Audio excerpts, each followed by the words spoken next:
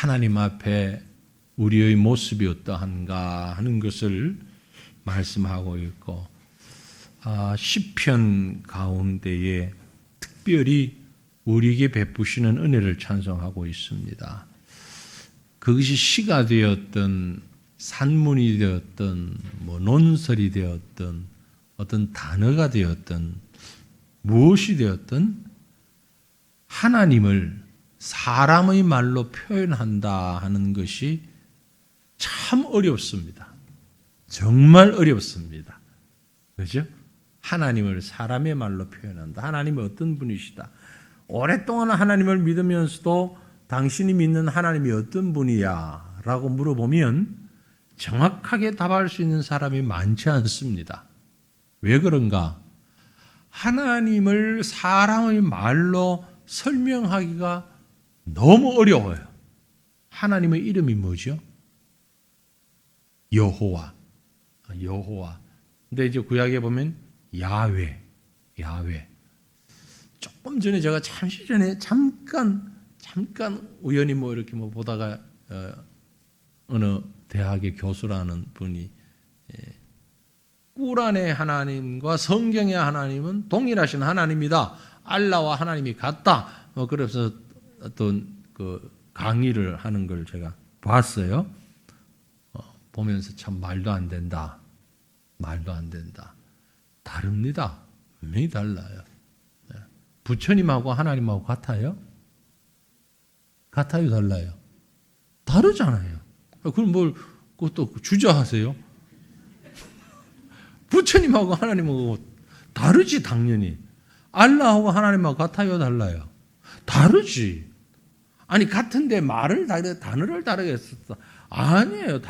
단어를 다르게 쓴 게 아니에요. 같은 존재를 설명한 것이다. 이제 그분의 주장한 그건데, 같은 존재를 설명하려고 해도 설명을 잘못하면 다른 사람인 거예요, 그건. 여러분이 이 목사를 설명하는데, 여기 앉아있는 분은, 우리 이 목사님은 성경을, 설교를 이렇게 하고 이렇게 한다. 그런데 여기 앉아있는 사람들이, 아니다, 이 목사님은 반화신경을 가지고, 마하반야바라 밀다신경 그런 걸 하고, 목탁도 드리고, 너무 잘해서 좀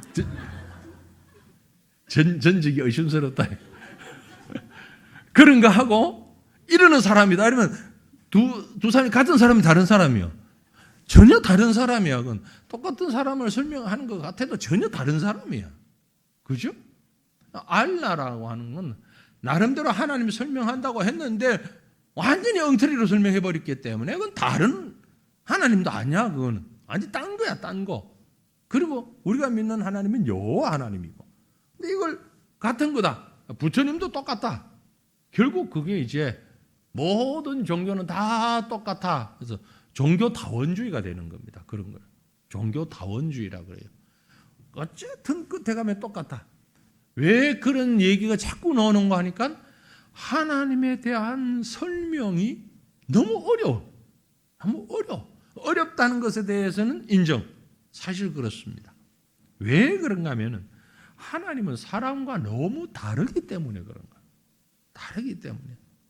그래서 하나님을 표현하는 그 단어나 표현 방법이나 아주 신중해야 됩니다.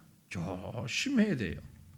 하나님은 우리와 다르시고, 그래서 우리가 하나님에 대해서 공부를 할 때 늘 비슷한 얘기 같은데 어려운 단어를 쓰는 이유가 정확한 표현을 하기 위해서 그러는 겁니다.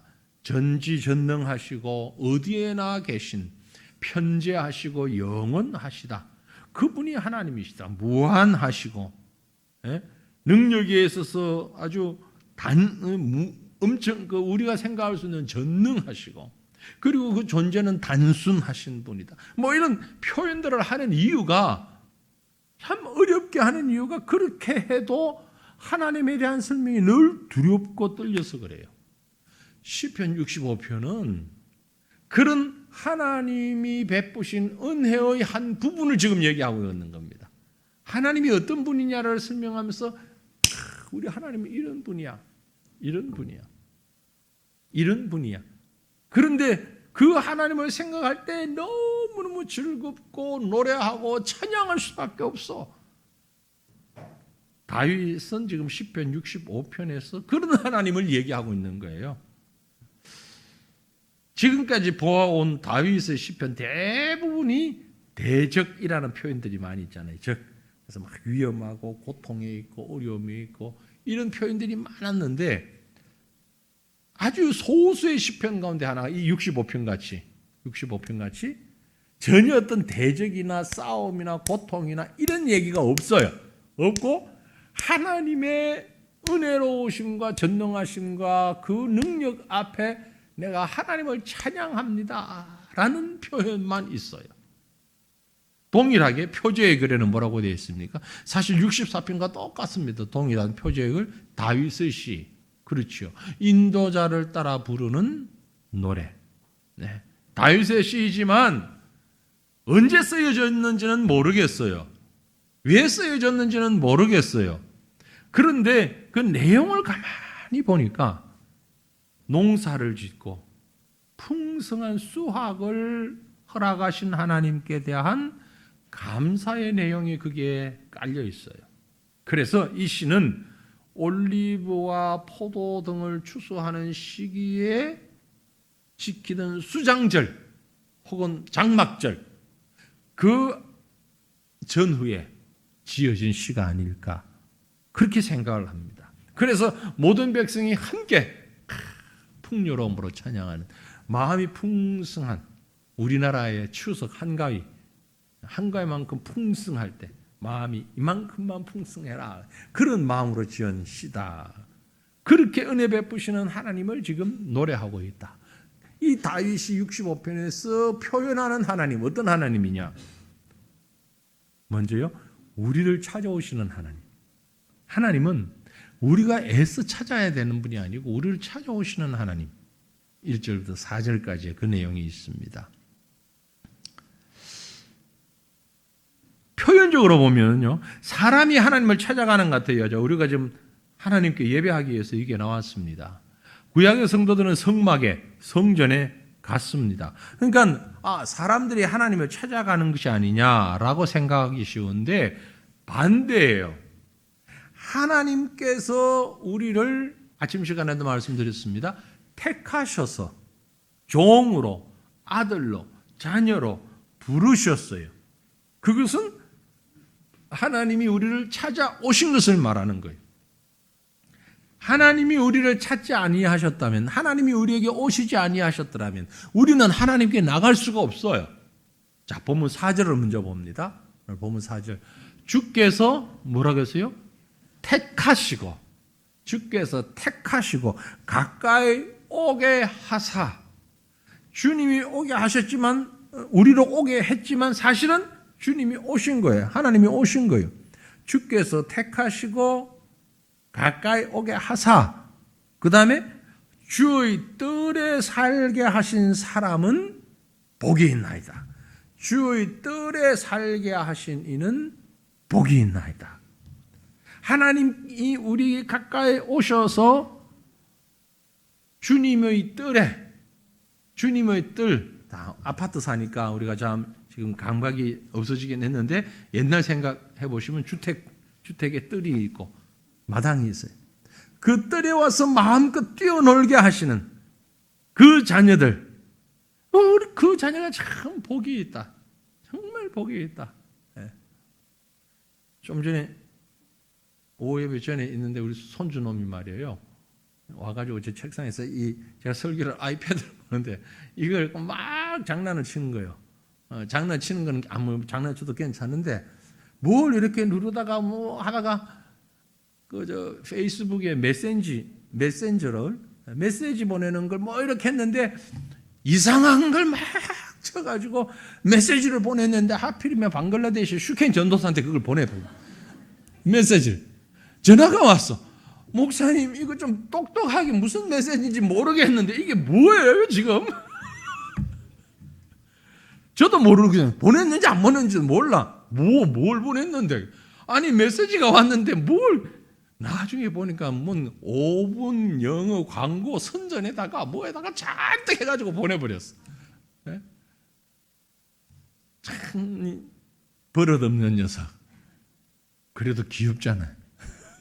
그래서 내 무릎에 안고 앉으시니까 내가 뭐라고 했어 그걸. 예. 제가 가만히 보니까 그래.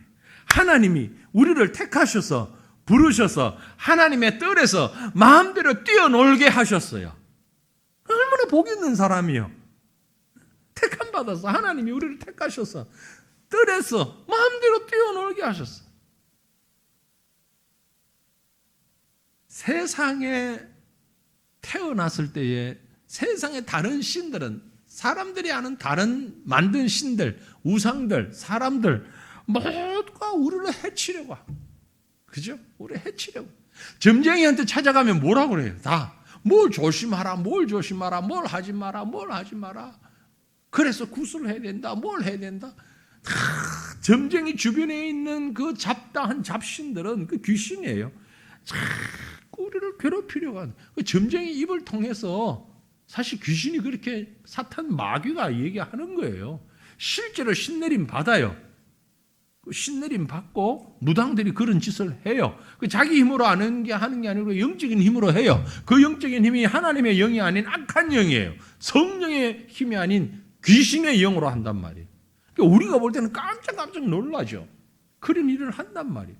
그런데 그 하는 일이 전부 뭐냐면 우리를 두렵게 만들고 겁주고 우리를 핍박하고 우리에게 고통을 가하고, 그래서 그걸 좀 피할 수 있도록 뭘 하라. 우리 하나님은 악령이 아니고 선하신 하나님입니다. 성령이십니다. 그래서 하나님이 부르신 자들을 다 너무너무 이뻐하시고 귀여워하시고 생명을 보존케 하시는 거예요. 그래서 요한복음 보면 예수님께서 도둑이 온 것은 도둑질하고 죽이고 멸망시키려고 온 것뿐인데, 내가 온 것은, 예수님이 온 것은 뭐 하러 왔다? 양으로 생명을 얻게 하고 더 풍성히 얻게 하려는 것이라. 주님이 오신 이유는 그거란 말이에요. 하나님께 택함 받은 것은 생명 얻은 것입니다. 그런데 생명 얻은 것으로 끝나면 안 돼요.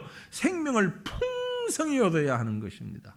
풍성함을 누려야 됩니다. 주님의 뜰에서, 광야가 아니고 바깥이 아니고 주님의 집 뜰에서 풍성한 삶을 누리는, 하나님과 얼마나 가까워요. 하나님과 친밀하잖아요.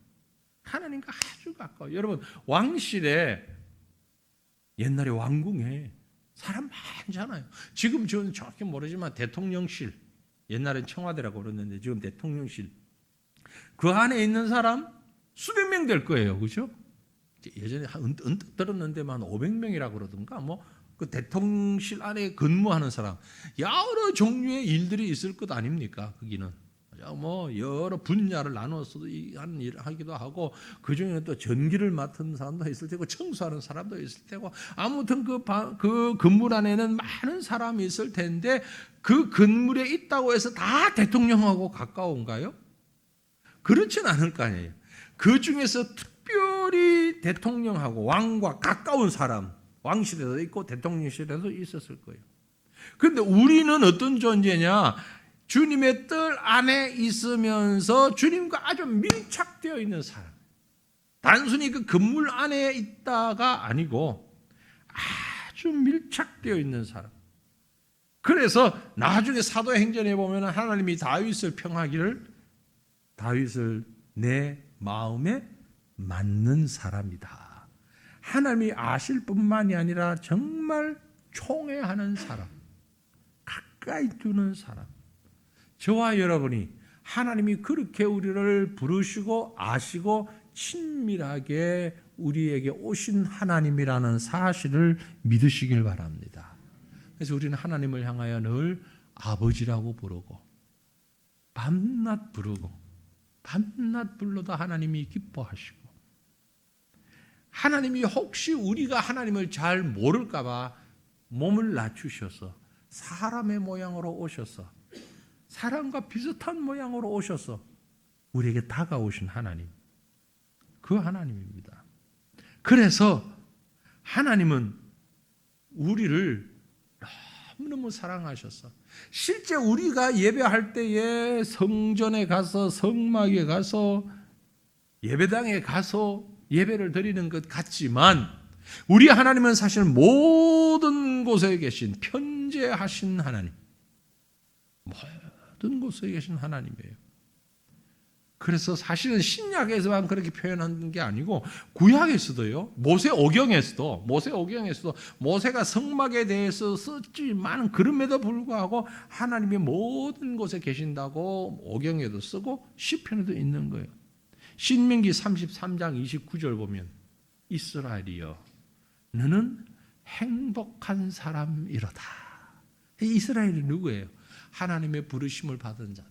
우리 보고 성도들아 너희는 행복한 사람이로다. 여호와의 구원을 너같이 얻은 백성이 누구냐? 그는 너를 돕는 방패요 내 영광의 칼이시로다.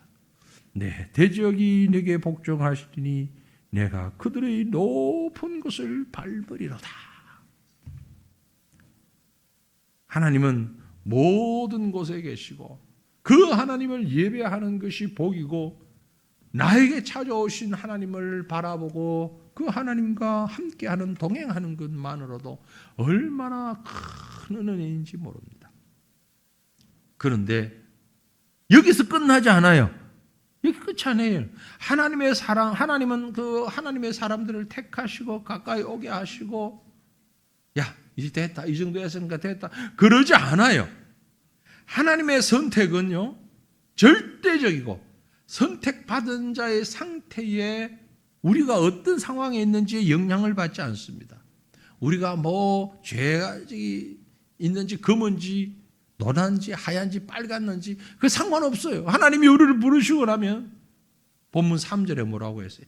죄악이 나를 이겨싸우니 우리의 허물을 주께서 사하시리다. 하나님이 부르셨으면 이제 세상 말로 게임 끝난 거예요. 왜? 우리는 하나님의 사람이 됐어요. 옛날에 우리가 까만 사람이든 빨간 사람이든 노란 사람이든 죄악의 사람이든 상관없어. 하나님이 우리를 부르시는 순간 죄악이 나를 이겨 싸우니 우리의 허물을 주께서 사하시리다. 옛날에는 우리가 죄 가운데 있었는데 이제는 내가 죄를 이겼다 이 말이에요. 내가 죄를 이겼다.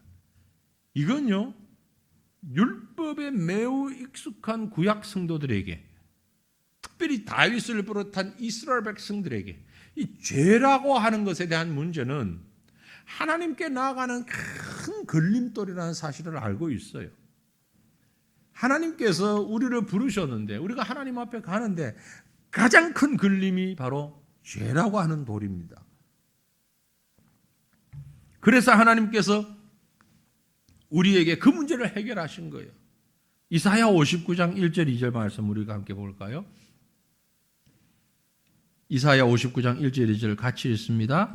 여호와의 손이 짧아 구원하지 못하심도 아니요 귀가 둔하여 듣지 못하심도 아니라 오직 너희 죄악이 너희와 너희 하나님 사이를 갈라놓았고 너희 죄가 그의 얼굴을 가리어서 너희에게서 듣지 않으시게 함이니라. 아멘. 사람과 하나님을 갈라놓는 하나님과 사람 사이에 있는 게 뭐다? 죄다. 그 죄가 하나님의 얼굴을 가려서 기도도 듣지 않게 하고 기도도 못하게 하고 기도할 생각도 하지 않게 하고 예배가 지겹고 예배에 기쁨이 없고 말씀에 졸음만 오고 성경만 들면 코를 먼저 골고 그게 무엇 때문이다? 하나님과 나 사이에 가로막힌 죄악 때문이다. 그것이 갈라놓는다. 그래서 다시 본문 3절 잘 보세요. 죄악이 나를 이겼죠. 예전에는 죄악이 나를 이겼죠. 그러나 우리의 허물을 주께서 사하시리다. 이건요 마치 법정에서 판사가 선언하는 것 같아요.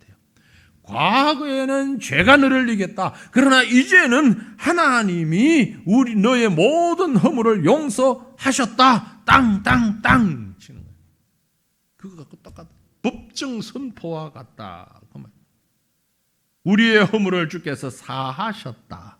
사하셨다라는 말의 그 원어의 의미는요. 완전히 덮었다. 덮어서 가렸다 이 말이에요. 완전히 덮어서 가려졌다. 그래서 안에 뭐가 있는데 아무것도 보이지 않는다. 이 뒤에 뭐가 있을까요?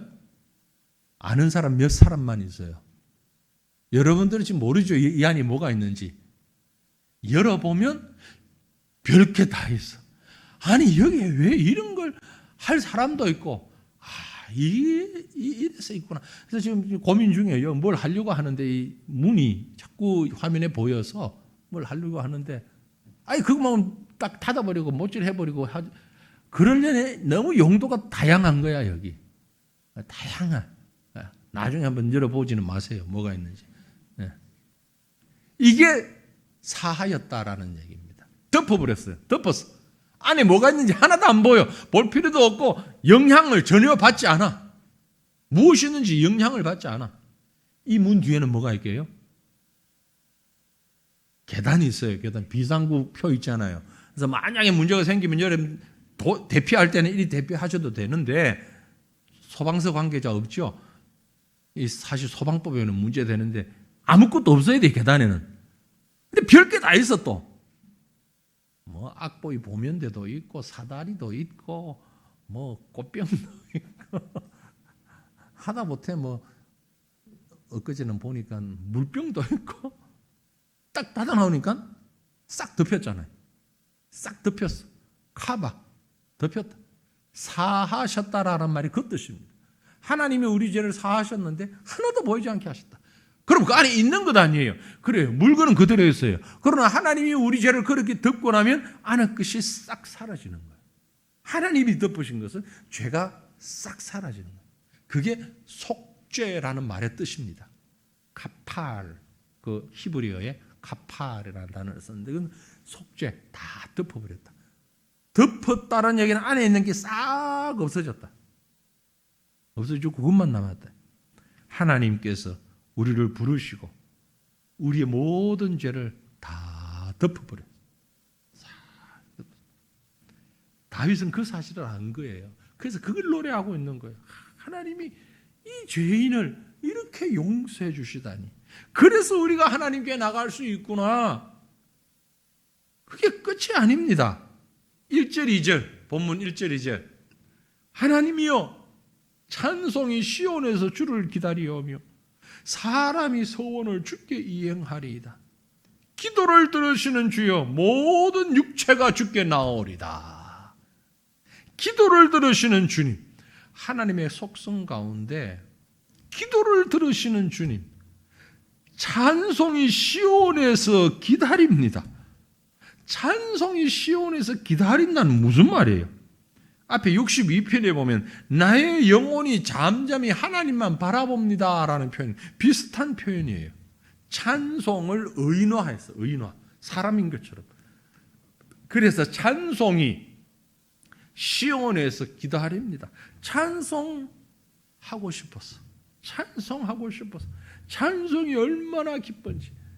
하나님이 나를 불러주셔서 죄를 다 덮어주시니까 그저 마음에서부터 찬송만 우러나 터져 나오는 거예요. 터져 나오는 거예요. 막 꽉 차가지고 터져 나오는 거예요.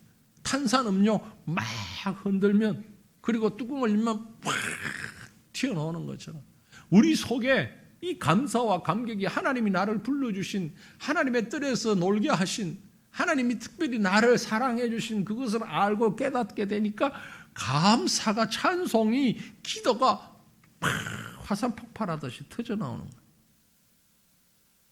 하나님께 이렇게 가까이 가서 찬송하고 기도하고 예배드리는 것이 우리에게 주신 특권인 줄로 믿으시길 바랍니다. 아침에 제가 말씀드렸잖아요. 대한민국 국민 가운데 10분의 1밖에 안 된다고. 통계적으로 지금 나온 게 10분의 1. 그것도 채 안 돼. 그것도 사실 숫자적으로만 그렇지. 10분의 1밖에. 성인들 10분의 1. 여러분 아세요? 그 밑으로 내려가면 참담합니다. 대학생, 아니 고등학생, 중학생, 초등학생. 참담해요. 옆에 문흥초등학교 학생 많다고 지금 야단인데, 쟤들은요 수업 시간에 너 교회 다녀? 요즘도 교회 다니는 사람이 있어? 어? 이상하다. 교회를 다녀? 이런 취급받아요. 왜냐하면요, 저 초등학생 중에 교회 다니는 애들이 몇 퍼센트냐? 100명 중에 3명이에요. 100명 중에 3명. 1000명 중에 30명밖에 안 된다고요. 그럼 저기 1800명이라고 해도 60명도 안 돼. 교회 다니는 애들.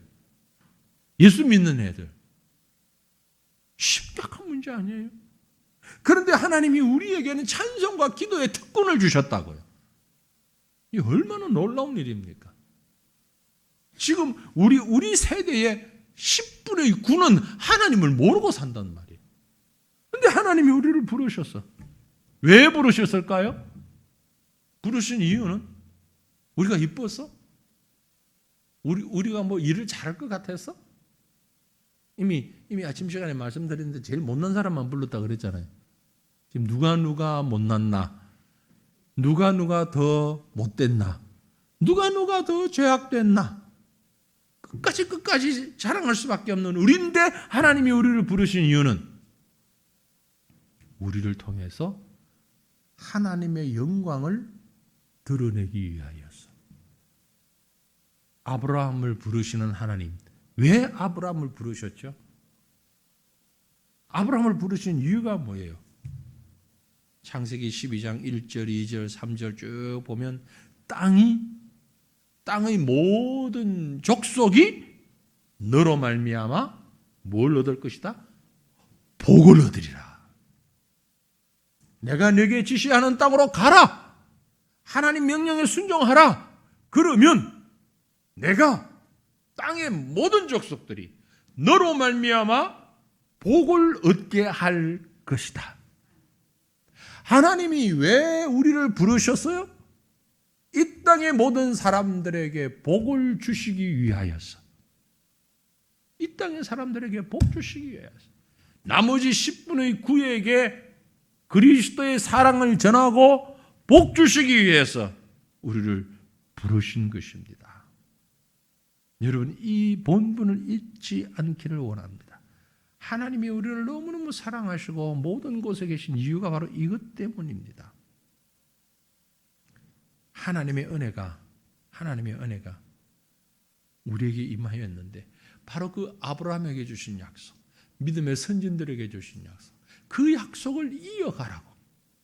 제가 하는 말이 아니에요. 성경이 말씀하고 있어요. 갈라디아서 3장 28절 29절 우리 함께 읽습니다. 너희는 유대인이나 헬라인이나 종이나 자유인이나 남자나 여자나 다 그리스도 예수 안에서 하나이니라. 너희가 그리스도의 것이면 곧 아브라함의 자손이요 약속대로 유업을 이을 자니라. 아멘. 정확하게 했잖아요. 못난이든 가난하든 무식하든 낮은 자든 어쨌든 남자나 여자나 다 그리스도 예수 안에서 한 통속인데, 다 하나인데, 이 모든 사람들이 다 그리스도의 것이라면 이유는 아브라함의 자손이기 때문이고, 아브라함에게 주신 약속, 너로 인하여 모든 민족이 복을 받게 될 것이라는 약속을 이어갈 자가 바로 저와 여러분임을 믿으시길 바랍니다. 성경이 말씀하고 있잖아요. 그래서 우리가 함께 모여 예배하고 그 말씀을 나누고 사랑을 나누고 은혜를 나누는 것이 하나님이 우리를 부르신 목적이기 때문에 그렇습니다. 그 다음에 들어가 보면, 그래서 우리 하나님은 우리를 자기 백성을 돌보십니다. 자기 백성을 돌보시는 하나님을 깨닫게 되면서 하나님을 찬양하여 1절부터 4절에 기록된 그 우리를 풍성케 하시는 하나님, 이 원인이라면 그 다음에 나오는 행위가 이제 5절 말씀 보세요. 우리 구원의 하나님이시여 땅의 모든 끝과 먼 바다에 있는 자가 의지할 주께서 의를 따라 엄히하신 일로 우리에게 응답하시리이다. 구원의 하나님은 땅의 모든 끝, 먼 바다에 있는 자가 의지할 뿐. 땅 끝이 어디입니까? 땅 끝?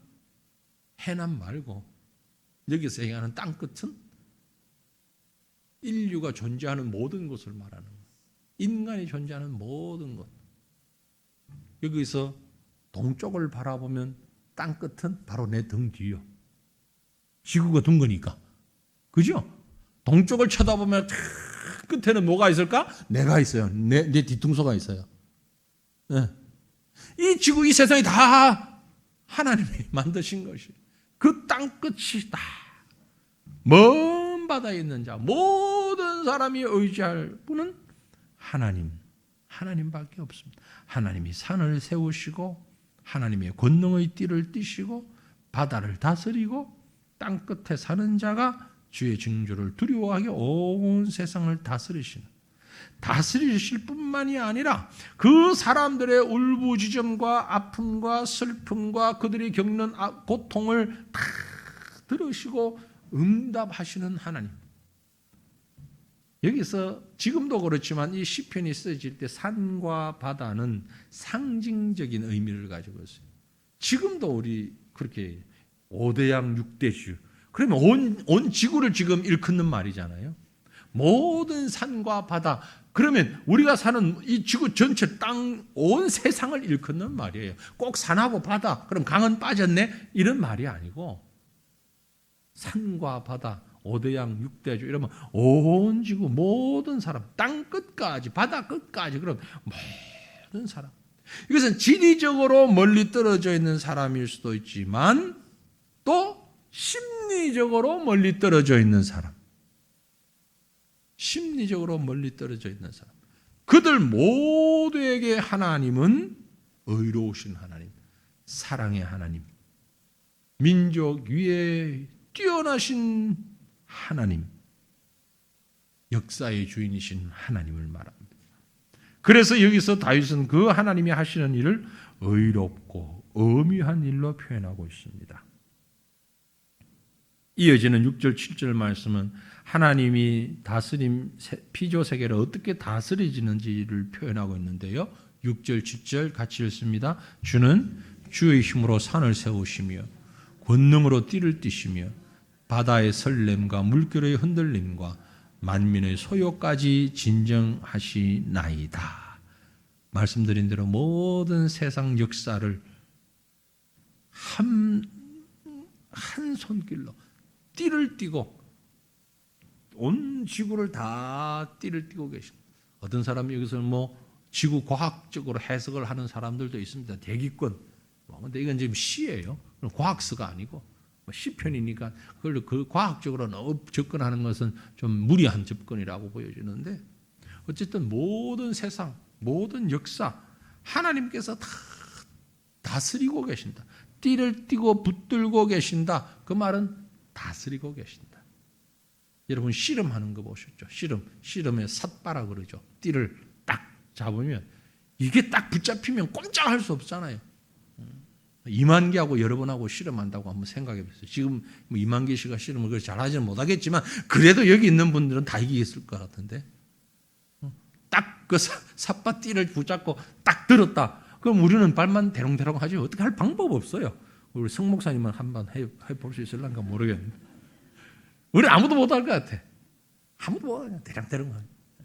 하나님이 우리의 띠를 잡고 딱 들면 꼼짝말. 하나님이 그렇게 우리를 만들어 가신다. 그렇게 보호하신다. 그렇게 다스리신다. 그래서 8절 땅 끝에 사는 자가 주의 징조를 두려워하나이다.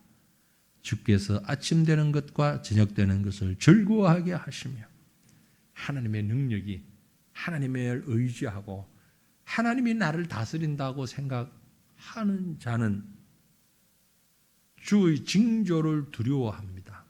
마찬가지로 아침 되는 것과 저녁 되는 것을 하루하루가 즐겁다는 얘기.